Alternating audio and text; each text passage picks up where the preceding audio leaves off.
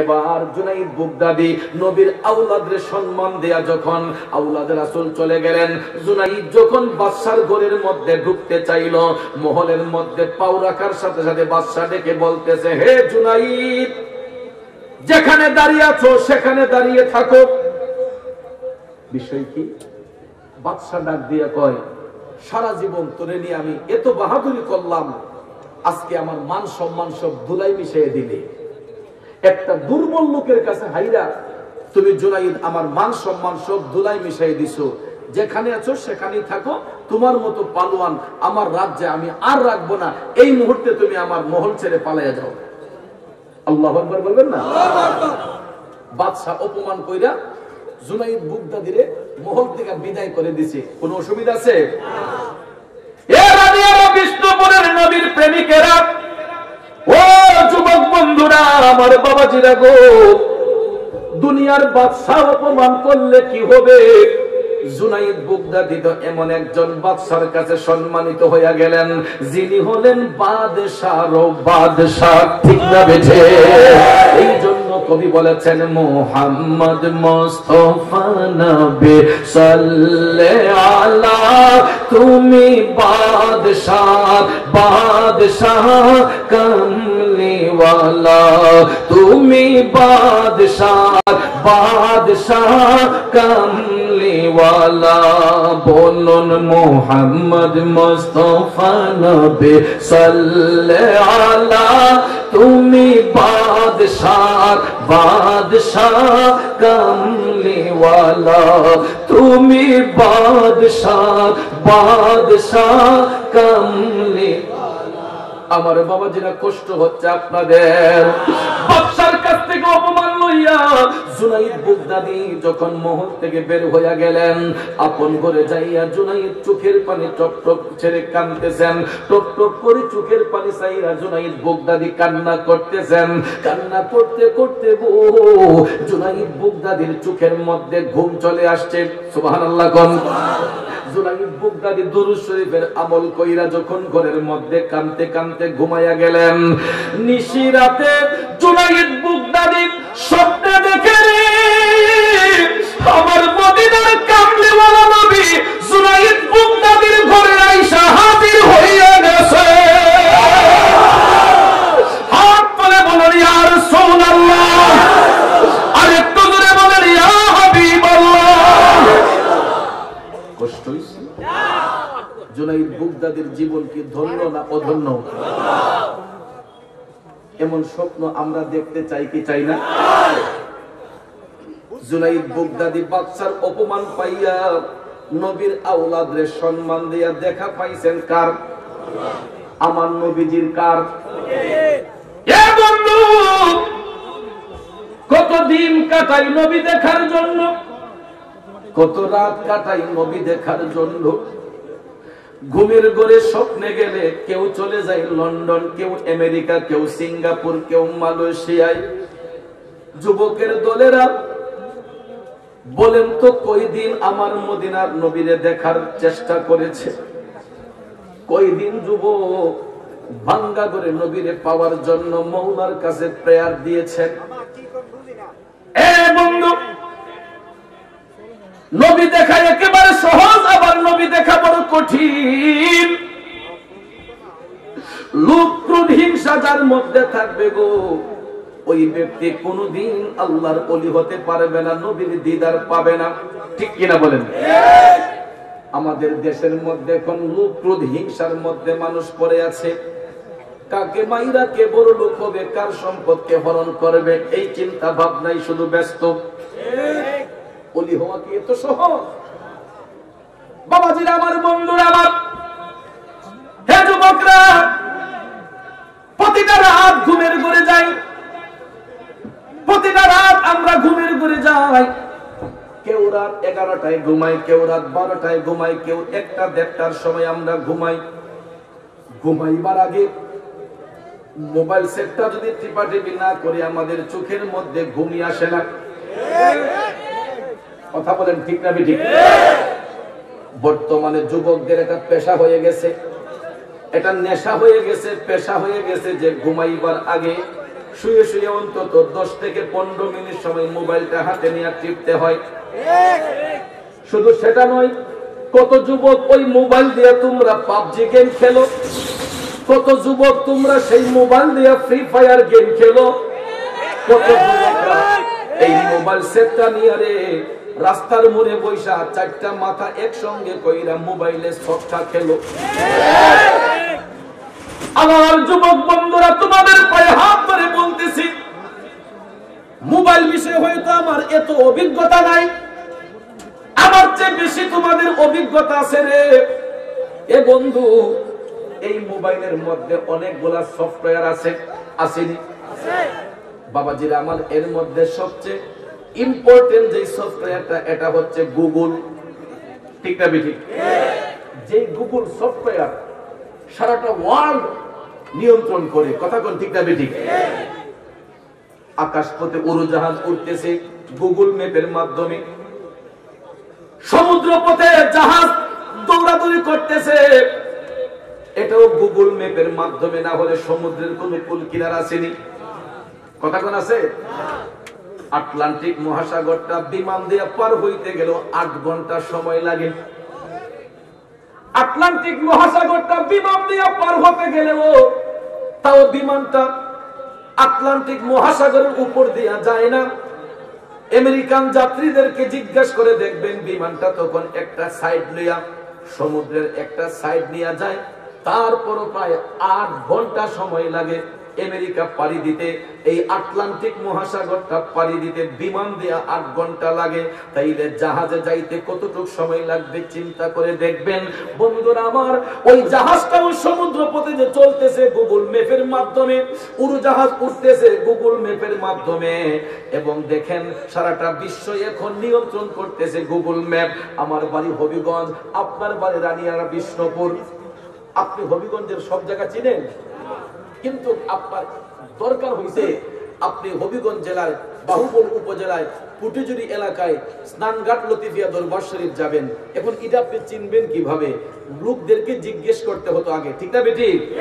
Google software এমন করে দিয়েছে, আপনি রামিয়ারাতে বৈশা স্নানঘাট লতিফিয়া দরবার শরীফ গুগল ম্যাপের মধ্যে চার্জ দিয়া আপনি শুধু গাড়িটার মধ্যে বসে থাকবেন, দেখবেন আপনার রোড কোন দিকে। আপনাকে স্নানঘাট লতিফিয়া দরবার শরীফ নিতে হয়, ফয়েজিয়া দরবার শরীফ নিতে হয়, চতুরা দরবার শরীফ নিতে হয়, পুরকুলের দরবারে নিতে হয়, মাসিয়াতার দরবারে নিতে হয়। আপনি যে কোনো গ্রামের নাম, আপনার গ্রাম হয়তো রানিয়ারা, ওই রানিয়ারা গ্রামে আপনি আসবেন। কিভাবে আসবেন? গুগল ম্যাপের মধ্যে চার্জ দিলে দেখবেন আপনাকে রাস্তাটা সুন্দর করে দেখিয়ে দিবে। ইউটার্ন থাকলে আপনাকে সিগন্যাল দিবে এখানে ইউটার্ন আছে। রাস্তা যদি সোজা হয় বলবে যে রাস্তা সোজা আছে, রাস্তা যদি বাঁকা হয় রাস্তা বাঁকা আছে। কত মিনিট সময় লাগে, কয় কিলোমিটার জায়গা, এটা পর্যন্ত গুগল সফটওয়্যার নিয়ন্ত্রণ করেছে। বলো তো যুবক, তোমরা তো মোবাইলে তোমরা ছক্কা খেলতে পারো, ফ্রি ফায়ার পাবজি খেলতে পারো, কিন্তু গুগল সফটওয়্যারটা নিয়ে কয়বার গবেষণা করেছো? এ বন্ধু, এই গুগল সফটওয়্যার আবিষ্কারককে যদি জিজ্ঞেস করেন তুমি কেমনে গুগলের সফটওয়্যার আবিষ্কার করলা, ওই সফটওয়্যারের মালিক বিজ্ঞানী ডাক দিয়া বলবে আমি মহাগ্রন্থ আল কোরআন রিসার্চ করে আমি গুগল সফটওয়্যার আবিষ্কার করেছি। কারণ পৃথিবীর সর্বশ্রেষ্ঠ বিজ্ঞান হচ্ছে মহাগ্রন্থ আল কোরআন, কথা কোন ঠিক কিনা? আজকে বিজ্ঞানীরা আকাশপথে উড়োজাহাজ চালাচ্ছে, সমুদ্র পথে জাহাজ দৌড়াইতেছে। এমনও জাহাজ সমুদ্র পথে আছে, আপনার রানিয়ারা বিষ্ণুপুর গ্রাম থেকে বড় বড় জাহাজ আছে। এমনও জাহাজের ভিতর বড় বড় ফুটবল খেলার মাঠ আছে। গুগলে চার্জ দিয়ে দেখবেন, আপনারা দেখলেই বুঝতে পারবেন। বাবাজিরা আমার, এইগুলো কিন্তু মানব কারিগরের দ্বারা তৈরি, ঠিক না বেঠিক? কিন্তু একটা পিপিলিকা দেখতে যদিও দুর্বল মনে হয়, আপনারা বলেন তো পিপিলিকাটা মারলাম, পুনরায় ওই পিপিলিকার মধ্যে জীবন দেওয়ার শক্তি কারো আসেনি? আছে? পিপিলিকাটা হাঁটতে গেলে পায়ের নিচে পড়ে মারা যায়। আমি মারতে পারলাম পিপিলিকা, কিন্তু পুনরায় এদের মধ্যে জীবন ফিরিয়ে দেওয়ার শক্তি পৃথিবীতে কারো আছে? এই ক্ষমতা কার? জোরে বলেন কার? আমার যুবক ভাইয়েরা, আমি এই কথাগুলা কেন বলতেছি জানেননি?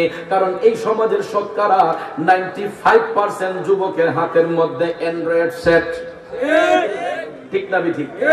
এই অ্যান্ড্রয়েড সেটের মাধ্যমে যুবকগুলা কত আকীর্তি কুকীর্তিতে লিপ্ত হয়ে যায়, কত রং বেরঙের কাজ কইরা একটা মানুষের ইজ্জত নষ্ট করতে পারে, একটা মানুষকে হেয় প্রতিপন্ন করতে পারে গো। আজকে যে আসছে কত যুবক দেখেন, কেউ আইসে ওয়াজ শোনার জন্য, কেউ মোবাইলটা ধরে রাখছে, হুজুরের কোনো কথা নিয়ে একটু রং হয় ইদারে টিকটক বানাইয়া ভাইরাল করে দেওয়ার লেগে। কথা কোন ঠিক না ঠিক? আমার যুবকের দলেরা, তোমাদের পায়ে হাত ধরে বলবো, যদি নবীর গোলাম হইয়া থাকলে তুমি মোবাইল ইউজ করো, অসুবিধা নাই। আমি তোমাকে নিষেধ করবো না যে তুমি মোবাইল ইউজ করো না, যেহেতু এটা আধুনিক যুগ, ডিজিটাল যুগ, মোবাইল তুমি ইউজ করবা, কিন্তু আজে বাজে সফটওয়্যার ডাউনলোড না করে, ফ্রি ফায়ার পাবজি গেম না খেলে, তোমার সফটওয়্যারের মধ্যে একটা কোরআন শরীফ ডাউনলোড করো, একটা হাদিস শরীফ ডাউনলোড করো, একটা তাফসীরের কিতাব ডাউনলোড করো। বন্ধুরে, 30 পারা কোরআনের একটা সফটওয়্যার ডাউনলোড করলে আপনি কোরআন সম্পর্কে ভালো বুঝবেন। এই সফটওয়্যারের মধ্যে দেখেন কোরআন শরীফের 114 খানা সূরা, প্রত্যেকটা সূরা অর্থ সহ, তাফসীর সহ, বাংলা ইংরেজিতে এই কোরআনের মধ্যে লেখা আছে। কথা কোন ঠিক না ঠিক? তাহলে ভাইরা আমার, বন্ধুরা আমার, কোরআন শরীফ যদি আমি আপনি তেলাওয়াত করি, লাভ হবে না লস হবে? লাভ হবে না লস হবে? আমি ওই দিন কসবা উপজেলায়, আপনাদের কসবা উপজেলায়, আপনার পশ্চিম এলাকায় আমি যখন গেছি, এক বাড়িতে দাওয়াত খাইতে যাইতেছি, হঠাৎ করে দেখি 4টা যুবক, এরা রাস্তার মোড়ে একটা জায়গায় বসে আছে, নির্জন জায়গা। তো আমরা তো যখন ছোটবেলা বন্ধু বান্ধব আড্ডা মারছি, তখন আমরা একটা গোল হইয়া বইতাম, 4 জনের চেহারা 4 জনের সামনে থাকতো। আর আমি ওই দিন তাকাই দেখি, মনে সাহেব, এরা 4 জনের ফিট 4 কোণাত লাগায়, মানে কেউ কারো সামনাসামনি না। মানে আগে তো আমরা বসছি মনে করেন এভাবে ভুল হইয়া, একজনের মুখ আরেকজনে দেখছি, এরা বইছে একজন একজনের ফিস দিয়া, অর্থাৎ 4 জনের পিঠ 4 জায়গার মধ্যে লাগানো, মুখও একজনের উত্তরে, একজনের দক্ষিণে, একজনের পূর্বে, একজনের পশ্চিমে, এরপরে প্রত্যেকের হাতে মোবাইল, এটা করতেছে। আমি হঠাৎ করে যাইতেছি, আমার দিকটা একটু শর্মিন্দা হয়েছে, না একটা কইতেছে মার মার মার, মারতে হয়েছে। আমি তাড়াতাড়ি কাটতে উঠছি, আমি কই এটা কিতা কইতেছে, মার মার মার মার মার। আমি মনে করছি যে আমারই মারতে হয়েছে, ওখান থেকে তাকাইয়া দেয় না, আমারে মারতে হয়েছে না, এই মোবাইলের মাঝে ফ্রি ফায়ার যে খেলতেছে, এদের মাঝে এরা ফায়ার করতেছে, যে একজন একজনের ফায়ার করতে মার মার মার মার মার মার। নাউজুবিল্লাহ কইতেন না? এইগুলা দেখলে কি যুবকরা ভালো হবে না খারাপ হবে? এ বন্ধুরা আমার, বাবাজিরা, এইগুলা যদি আমার যুবকগুলা যদি দেখতে থাকে, এদের হাতের মধ্যে যে কোনো মুহূর্তে অগ্ন্যাস্ত্র নিতে পারে। কথা কোন ঠিক না বেঠিক? এগুলা দেখতে দেখতে এগুলো অভ্যাসে মানুষের দাস হয়ে যায়, অভ্যাস মানুষের দাস। মোবাইলে দেখতে দেখতে একদিন দেখবেন তার হাতের মধ্যে সেই অগ্ন্যাস্ত্র নিয়ে, পিস্তল বলুন, রিভলভার বলেন, এই রিভলভার হাতে নিয়ে তার মেজাজ যখন গরম হয়ে যাবে, একজন আরেকজনকে খুন করতে দ্বিধা করবে না। ঠিক না বেঠিক? করতেছে। আপনারা হয়তো কিছুদিন আগে দেখেছেন, নবীনগর উপজেলায় একটা ঘটনা, একজন চেয়ারম্যানের ছেলে, উনি চেয়ারম্যান প্রার্থী, নাটগড় এলাকায়, রাতের বেলা উনি মোটরসাইকেল দিয়ে একটা প্রোগ্রাম শেষ করে আসতেছে, তাকে গুলি করে হত্যা করে ফেলছে। ব্রাহ্মণবাড়িয়া জেলার ভিতরে নবীনগর উপজেলায় তরতাজা একটা মানুষকে গুলি করে মেরে ফেলছে। তাহলে বলেন তো, কোন মানুষ যার মধ্যে মনুষ্যত্ব থাকে, ওই ব্যক্তিকে কোন মানুষকে খুন করতে পারে? হত্যা করতে পারে? যুবক ভাইয়ের আমার, তোমাদের পায়ে হাত ধরে বলবো, ফ্রি ফায়ার পাবজি গেম না খেলে, মোবাইলের মধ্যে এমন সফটওয়্যার তুমি ডাউনলোড করো, যেই সফটওয়্যারের মধ্যে তুমি কোরআন শরীফ খুলে পাইবা, যেই সফটওয়্যারের মধ্যে হাদিস শরীফ পাইবা, যেই সফটওয়্যারের মধ্যে তুমি দুরূদ শরীফ খুঁজে পাইবা, দুরূদ শরীফের আমল যদি করেন যুবক, আমার নবীর দিদার নসিব হইয়া যাইব। কথা বলেন ঠিক না বেঠিক? তাইলে বাবাজিরা আমার, বলেন আমরা নবীর দিদার চাই কি চাই না? কারা কারা চাই দুইটা হাত তুলে দেখাই। নারে তাকবীর, নারে সালাত।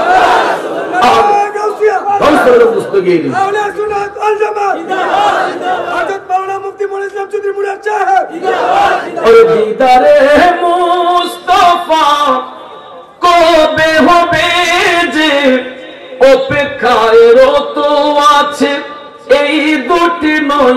যে শয়নে স্বপনে স্মরণে মুস্তাফা, শয়নে স্বপনে স্মরণে মুস্তাফা, আমায় সর্বদা বিভোর করে দে, মদিনায় কবে যাব আমি যে, মদিনায় কবে যাব আমি যে।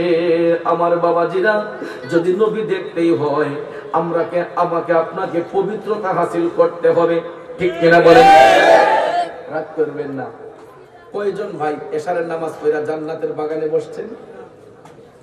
কয়জন ভাই এশারের নামাজ পড়া নবীর বাগানে বসছেন? আমি হাত উঠাইতে বলি নাই ভাই, আমি শুধু এটাই বললাম যে শতকরা আমার মনে হয় 80% লোক আমরা এশারের নামাজ কাজা করে আসছি।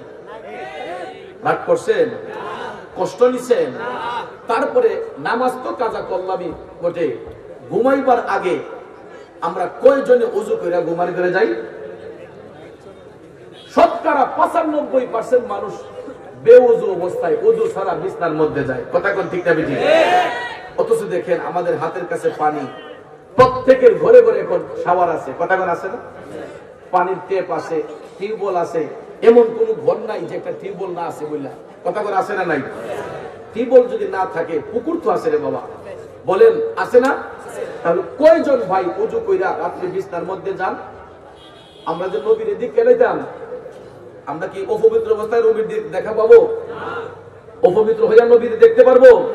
তাহলে শুনেন, আমরা ঘুমাইবার আগে ওযু করতে হবে, ঠিক না ঠিক? যুবক ভাইয়েরা আমার, বন্ধুরা আমার, আমি রাস্তার মধ্যে দেখেছি গো কত যুবক দাঁড়াইয়া দাঁড়াইয়া পেশাব করে, এই জিন্সের টাইট সঙ্গা লাগাইয়া। টাইট সঙ্গা বুঝছেন নি? যেটা পড়লে আর হওয়ার কোনো কায়দা নেই। না হুজুর, আমার স্টিচ কাপড়, স্টিচ দিলেন বইতানি, স্টিচ বুঝেন ইংলিশে কয়, এটা লুজ রাবার, মানে এটা টান দিলে বসলেও এটা আপনার কি হয়ে যায়। যতই স্টিচ কাপড় আপনি পরেন, যারা স্কিনের সাথে লাগানো থাকে, এটা পইরা কিন্তু ইস্তেঞ্জা সঠিকভাবে করা যায় না। অনেক যুবকরা, মুসলমানের সন্তানরা দাঁড়াইয়া পেশাব করে, আমি দেখেছি নিজের চোখে। আমরা তো চোখ বন্ধ রাখতে পারি না রাস্তাঘাটে চলার সময়, খাইয়ে হোটেল গুলাতে, অনেক সিএনজি পাম্পে, এরপর কত মস্তানি। আপনার ক্যাপটা যদি এমনি তাহেনি, ওই দিন এর মাথার ক্যাপ আছে, এই ক্যাপটা এমনি না রেখা এটা এমনি ঘুরাই আছে না পিছনটা নিয়া, আর ওই যে ফাইলট মেলট আছে না সুরট, গোল্ডলিপ ফাইলট, ইডিরেট টুডের আঘাত রাখেন এমনি তেরা করে নেয়। আবার কি মস্তানি, অনেক অনেক আছে না ফাইলট সুরট আছে না, ওজু বেঞ্চনে ফেটো ঢুকাইয়া কাবারটা উঠে দেয়, বাবা রেখে দেয়। তার মানে বোঝায় হ্যাঁ বেঞ্চন খাইতেছে, আর ভিতরে কিন্তু কোনটার ভিতরে আঁকি জোতা হ্যাঁ, ঠিক না বেঠি? এরপরে দেখেন আপনার একটা বেনসন সিগারেট, এটার 100 দাম হচ্ছে 15 টাকা। কত টাকা? গোল্ডলিফের দাম বলে এখন 12.5 টাকা না কত? হ্যাঁ, আচ্ছা আপনি বলেন 15 টাকা দিয়ে আপনি একটা সিগারেট কিনলেন, বেনসন সিগারেট কিনলেন, আপনি এই ধোঁয়াটা শুধু আপনার মুখে যাচ্ছে, এটা কোনো উপকার আসতেছে? আপনার আর্থিক লস, আপনার হার্টের সমস্যা, শ্বাসনালীতে সমস্যা, তাহলে টাকা দিয়ে আমার জীবনটা আমি নিজে নষ্ট করতেছি। রাগ করছে? এরপরে তো যদি বইয়া খাইতো একটা কথা আসিল, এটা আপনার ওই হারিয়া সেল খুললা এমনি খাইতেছে আর হারিয়া দেখতেছে। এরা নাকি মুসলমানের সন্তান, এরা নাকি মুসলিম পরিবারের সন্তান। হে যুবক, বিজ্ঞান যদি গবেষণা করো দেখবেন বিজ্ঞানিক ফর্মুলা মতো দাঁড়াইয়া পেশাব করলে কিডনিতে ড্যামেজ হয়ে যায়, কিডনি ড্যামেজ হয়ে যায়। কারণ আমরা যখন দাঁড়াইয়া পেশাব করি, পেশাব নালীর কিন্তু একটা শক্তি ব্যয় করতে হয়, ঠিক না ঠিক? পেশাব নালীতে একটা শক্তি আমাদের ব্যয় করতে হয়, যেটা আমাদের কিডনির মধ্যে দাঁড়াইয়া করলে চাপ পড়ে, আর বসে যখন করব তখন এটা হাঁটুর উপরে চাপ পড়ে। কোথায়? বসে যখন করব তখন হাঁটুর উপরে চাপ পড়ে। আল্লাহর নবীর প্রত্যেকটা সুন্নত আমাদের জন্য দামি, কথা কোন ঠিক না বেঠিক? আর দাঁড়াইয়া পেশাব করলে হাঁটুর উপরে শক্তিটা যায় না, এটা কিডনির সাথে এখানে জয়েন্ট হয়ে থাকে, এটা কিডনির মধ্যে শক্তিটা বের করতে হয়। যার দরুন দাঁড়াইয়া পেশাব করলে আমাদের কিডনিটা ড্যামেজ হয়ে যায়। অনেক সময় দেখবেন অনেক যুবকরা অল্প বয়সে দুর্বল হয়ে যায়, ঠিক না ঠিক? এরা অল্প বয়সে হার্ট অ্যাটাক করে, স্ট্রোক করে মারা যায়। আমার কথাগুলো কি খারাপ লাগতেছে? বাস্তবমুখী কিছু কথা আপনাদেরকে বলতে চাই, যার দরুন আমাদের যুব সমাজগুলা ভালো একটা গাইডেন্স পায়। আমি এই জন্য আমার যুবক ভাইদের পায়ে ধরে বলবো, তোমরা মাহফিলে আইসা ঠিক বলবা, মাহফিল থেকে বের হয়ে বলবা যে আর কোনো ঠিক নাই, সব আমরা বেঠিক। আর মাহফিলে আইলে সব ঠিক, কথাটা ঠিক না বেঠিক?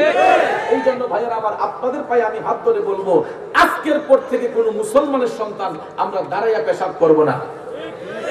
হে যুবক, আত্মহুরু শাত্রুল ঈমান, পবিত্রতা হইছে ঈমানের অঙ্গ। আপনি কেন দাঁড়িয়ে পেশাব করবেন? আপনি বসে ইস্তেঞ্জা করেন। তারপরে দেখেন আমরা কত সুন্নত থেকে বরখেলাপ হচ্ছি। আমার শরীরটা পাক থাকার জন্য পকেটের মধ্যে এরকম টিস্যু পেপার এখন প্রত্যেক দোকানে দোকানে কিনতে পাওয়া যায়। আপনি এই দোকানে গিয়ে দেখেন, এটা তো টিস্যু পেপার কিনতে পাবেন না। মাটির চাকা পকেটে নিয়ে ঘুরতে হয় না। আপনি দৈনিক না হয় 10 বার পেশাব করবেন, 10 বার 10টা টিস্যু পেপারকে এরকম ভাবে ভাঁজ করে আপনার এমন একটা দামি সেট যদি আপনার পকেটে, ভারী সেট পকেটে রাখতে পারেন, এরকম 5 পিস 10টা পিস টিস্যু রাখা কি আমার আপনার জন্য কষ্ট হয়ে যাবে? তাহলে আমরা 10টা পিস টিস্যু যদি ভাঁজ করে আমাদের পকেটের মধ্যে রাইখা রাস্তায় যে চলতেছি, যেখানে আমাদের ইস্তেঞ্জার প্রয়োজন হলো, পানি হাতের মধ্যে নিয়া, বদনার মধ্যে, লুটার মধ্যে পানি নিয়া আমরা ইস্তেঞ্জা করার পরে এরকম টিস্যু পেপার দিয়ে ঢিলাগুলো ব্যবহার করব। কথা ঠিক না ঠিক? ঢিলা ব্যবহার করলে আমার আপনার প্রস্রাব নালী থেকে প্রস্রাবটার কাপড়ে পড়বে না, প্রস্রাবের ফুটাটা কাপড়ে পড়বে না, তখন আমার কাপড়টা পাক থাকবে। আর পাক রাইখা আপনি ওযু করবেন, রাতে ঘুমাইবার আগে ওযু করবেন। আমি সবাইকে বলতেছি, রাতে ঘুমাইবার আগে ওযু করবেন। ওযু করার পরে একবার সূরা ফাতিহা তেলাওয়াত করবেন, 3 বার সূরা ইখলাস, কুল হুয়াল্লাহু শরীফ পাঠ করবেন। তারপরে আপনি যেই কোনো দুরূদ শরীফ পারেন, আপনি দুরূদ শরীফের আমল কইরা হাতে 3টা ফু দিয়া মুখে এবং বুকের মধ্যে মরাইয়া আপনি ডাইন কোরেটে শুইবার সময় আপনি বলবেন, আল্লাহুম্মা বি ইসমিকা আমুতু ওয়া আহইয়া। এই দোয়াটা পড়া ডাইন কোরেটে ঘুমাইয়া যাইবেন। ও যুবক ভাই, আপনি হয়তো এক রাত নবীরে দেখেন নাই, আল্লাহরে ডাকবেন, আল্লাহ যদি এই ঘুমটা আমার জীবনের শেষ ঘুম হইয়া থাকে, আমার শেষ ঘুম যদি হইয়া থাকে, আল্লাহ গো দয়াল নবীর দিদার নসিব করে দিও। হয়তো বা এই ঘুমটা আমার আপনার জীবনের শেষ ঘুম হতে পারে, আজকের বসাটা শেষ বসা হতে পারে, আজকে রাতের ঘুমটা আমার আপনার জীবনের শেষ ঘুম হতে পারে। উঠার কি সাধ্য আছে? এবার দেখিতে পেতাম সোনার মদিনা, জীবন আমার ধন্য হতো, জীবন আমার ধন্য হতো, দেখে নবীর রোজা। যদি একেবার দেখিতে পেতাম সোনার মদিনা,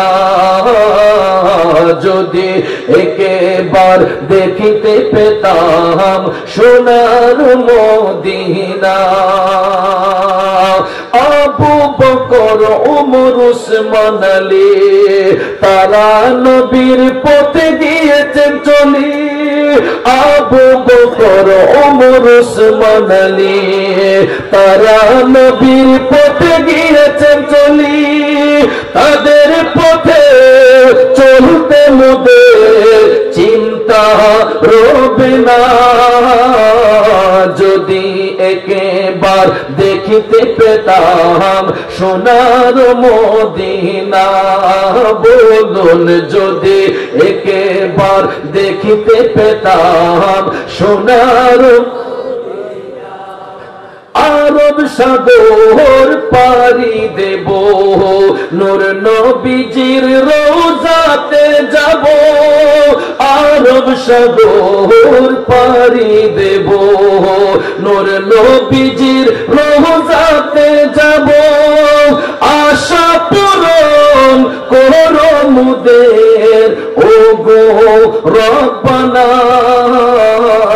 যদি একেবার দেখিতে পেতাম সোনার মদিনা, সবাই যদি একেবার দেখিতে পেতাম সোনার মদিনা।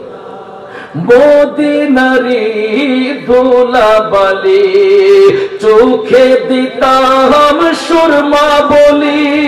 ঠিক না বেঠে? দুই হাত তুলে বলুন ঠিক না বেঠে?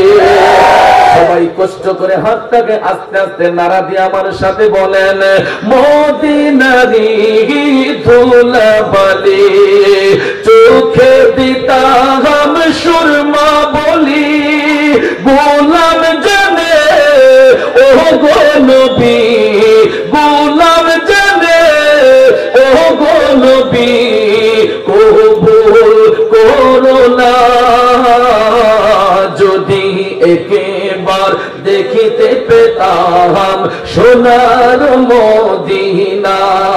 বলুন যদি একবার দেখিতে পেতাম সোনার মদিনা, জীবন আমার ধন্য হতো দেখে নবীর রওজা। যদি একবার দেখিতে পেতাম সোনার মদিনা। চিৎকার মেরে বলুন ইয়া রাসূলুল্লাহ। আর একটু জোরে বলেন না ইয়া হাবিবাল্লাহ। আমার নবীজির শান শুনতে কেমন লাগে? আরো শুনতে চান? সবাই শুনতে চান? বন্ধুরা আমার, বাবাজিরা আমার, তাহলে দেখেন আজকের মাহফিলটা কিন্তু কবরবাসীর আত্মার স্মরণে মাহফিল। ঠিক না বেঠিক? এখানে এমন কোন সন্তান আছেন দেখি তো আমার মতো বাবা হারাইয়া কারা কারা এখানে আসছেন? কার কার বাবা দুনিয়াতে নাই? আমার একটু হাত তুলে দেখান তো। আব্বা নাই কার কার? আপনাদের আব্বা নাই? আয় আল্লাহ, অনেক লোক, শত শত লোক বাবা হারাইয়া জান্নাতের বাগানে এসেছেন। হাতটা নামাইয়া দেন। বাজান আমার, আমি আপনাদের মতো একজন বাবা হারাইয়েছেন। আমি 23 বছর ধরে বাবার মুখ দেখি না। আপনারা জানি না কে কত বছর ধরে বাবা হারাইলেন। বন্ধুরে একটু হাত তুইলা দেখান তো কার কার মা দুনিয়াতে নাই? মা নাই কার কার? আয় আল্লাহ, এর মধ্যে একটা যুবক ভাই হাত তুলছে, মা দুনিয়াতে নাই। আল্লাহ রে, হাতটা নামান ভাই। শুনেন, সমাজের মধ্যে 3 কিসিমের